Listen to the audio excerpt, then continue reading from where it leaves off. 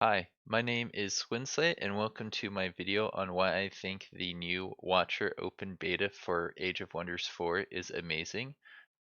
For those of you who don't know, I am a really big fan of Stellaris, which originally came out in 2016. They often have really big game-changing updates. At one point, they completely removed the economic side of the game and replaced it with something entirely different. And I think those kind of big changes, kind of brave changes, are the kinds of things that really keep me interested in a game. It's very easy for a game to feel stale when it stays the same over a couple years, and we've already seen from the team over at Age of Wonders 4 that they've got a lot of really big updates planned over the next year. A lot of big free updates to come out alongside their DLCs. We got a free one with the Dragon Dawn DLC, and we're going to get another one with Empire and Ashes, and we're getting a big free update over the summer in between the two because I think they recognize that there's a lot of things not quite working as intended, and they want to try and make the game the best it can be as quickly as possible. Now, I did want to give full disclosure. I haven't played too much on the open beta yet, so a lot of my opinions have been informed by what I've read about the update on my Discord channel and on Reddit. So please let me know if you feel like I get any details wrong here in the comment section down below.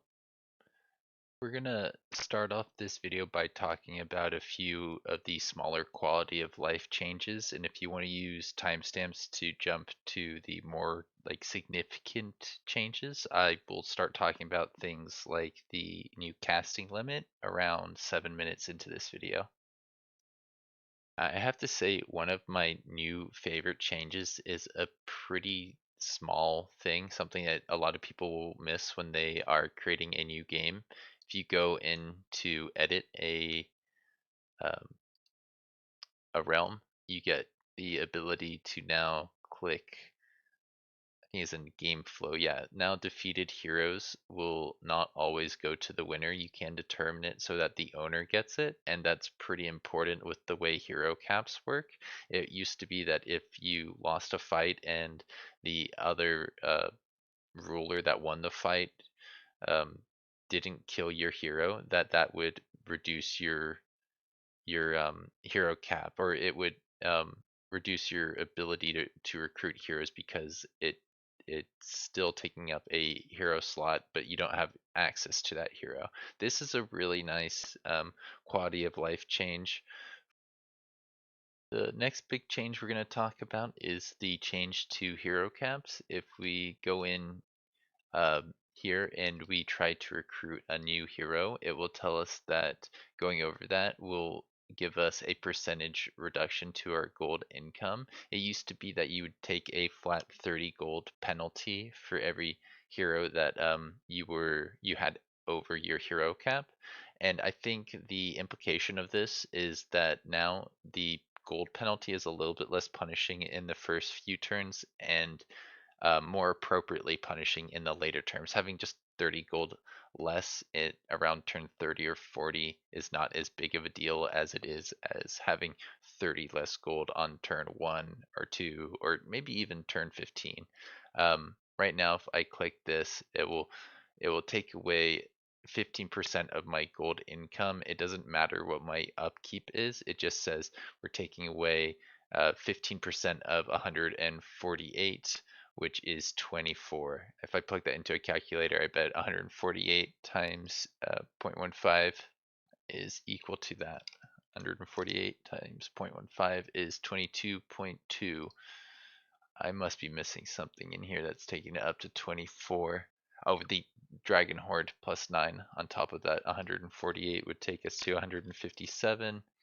Yeah, that's 23.55. That would round to 24. I think most things round up in Age of Wonders.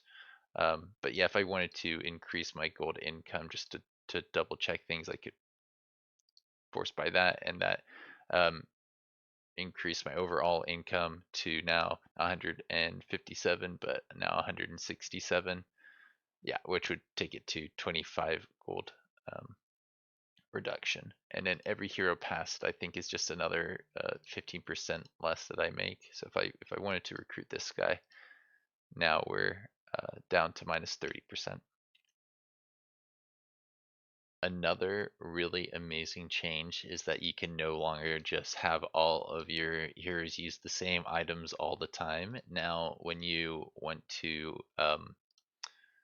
send an item to another person, you have to wait a turn for that item to become available again. Right now it says it's being transported, and that means nobody can use it. You can't just put it back on this unit, um, and the other guys can't use it. And I think that's amazing. I really dislike item um, trading between heroes and the strategies around that. It just kind of feels like cheating. Like you're not playing the game as intended. This next change has got to be one of the better changes out of all of the changes. It's kind of hard to pick favorites because there's so many really amazing changes that I think improve the game significantly. But the fact that you can now no longer just summon wherever you have vision is a really big change. It used to be that if I could see this, like I could target this hex or I could target this hex. Now you have to summon your units either adjacent to your ruler, or I think it is, yeah, it has to be adjacent to your cities. I don't think your domain counts. Like this counts as adjacent because it's right next to um, the spaces that is considered safe for sieges. Inside of there would be safe, so being adjacent to that is close enough. Um, I know some people in the multiplayer community had created a bit of a house rule for summoning, saying that you can only do it inside of your friendly domain. But the fact that that can just be something that's in the game that they don't have to actually enforce. They don't have to keep an eye out for people not playing by the rule. I think is going to make their lives a lot easier and make the game a lot more fun for them. I really hope, yeah, this change makes it into the main game.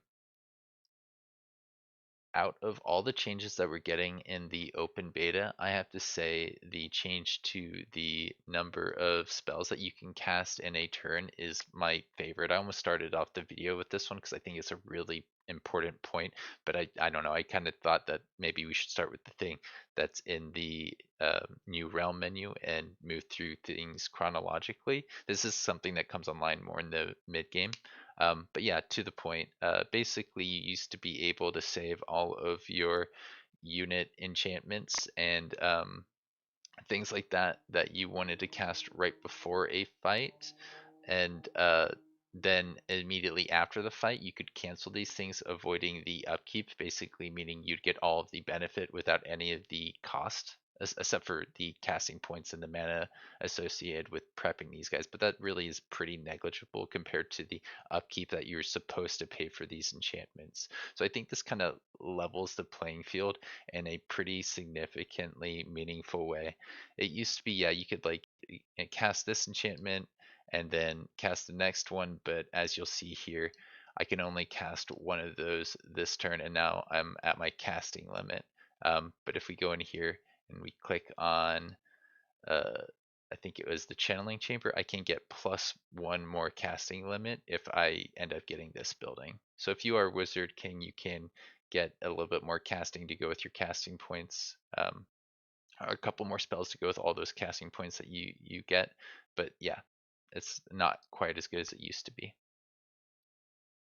There were a few pretty big significant changes to the way dragons work, or these dragon rulers. Now these auras no longer affect the dragon itself, it just affects the adjacent friendly units or enemy units, which means now it should be a little bit harder for you to solo a bunch of locations with the nature aura that gives regeneration, or used to give regeneration to your dragon. Um, Another thing they changed with dragons is the way the Comet Breath works. It's no longer a 4 range attack and a single action. It's now a 5 range attack and a full action, which means you won't be able to hit quite as far away. Um, but it's nice to have the artillery option. I still think that a lot of people will choose this over the other two breaths. I think the line breath and the cone breath are the same as they used to be, but they still require you getting relatively close to the enemies, pretty close, and that opens up your dragon to getting picked off, which means you won't have access to spells if they die. So I still think the Comet Breath is a little bit better in terms of allowing you to get better engagement. and it looks like yeah, it does the same damage as the cone, and the line does a little bit more damage. I thought for a second maybe they had increased the damage on the Comet to compensate for the fact that you can't move as far. But no, I still think it's still going to be a viable option or the best option out of the three.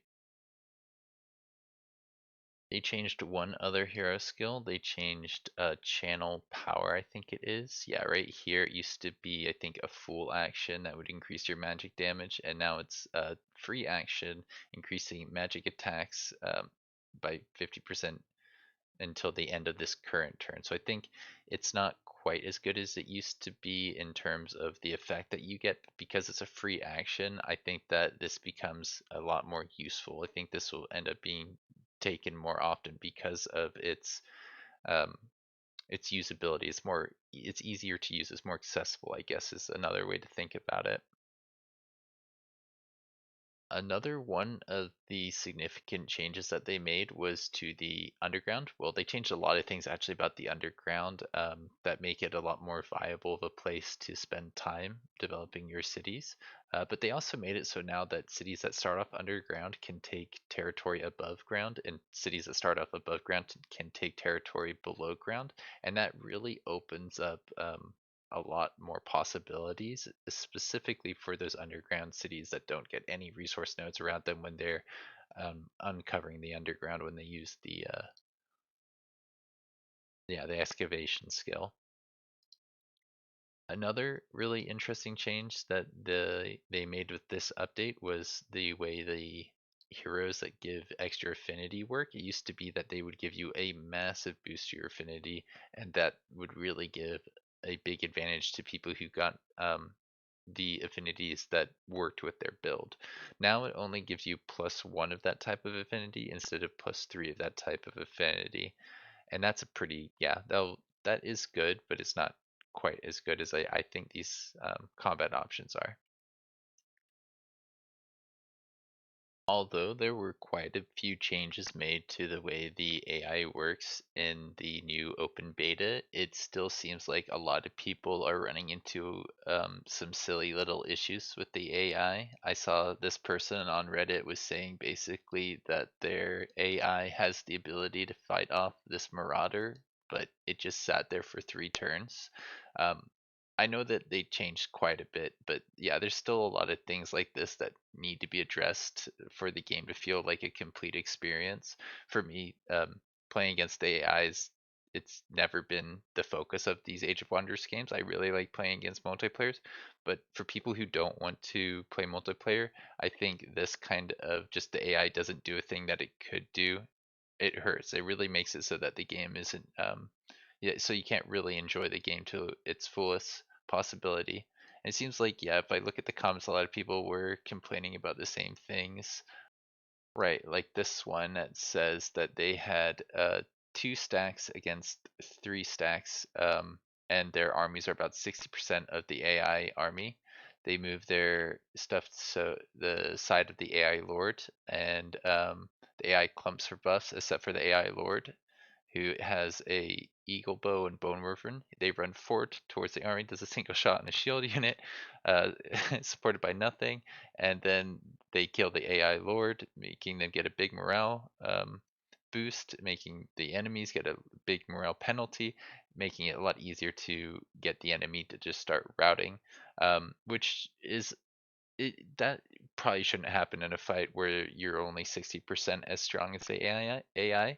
That's a pretty significant blunder on the AI's part, and I would love to see things like that start to get addressed. With the Watcher update and the other free updates that they're working on. It's a big uh, favor to ask of them because it takes a lot. You've got to consider all the different possibilities, all the different strategies, and I think every time they significantly change the balance of certain skills, that might change the logic, the way that the AI has to think about certain situations. So I'd love to see it improved. It is a shame that one of the like core things that they promised was going to get better appears to be about as good as it used to be.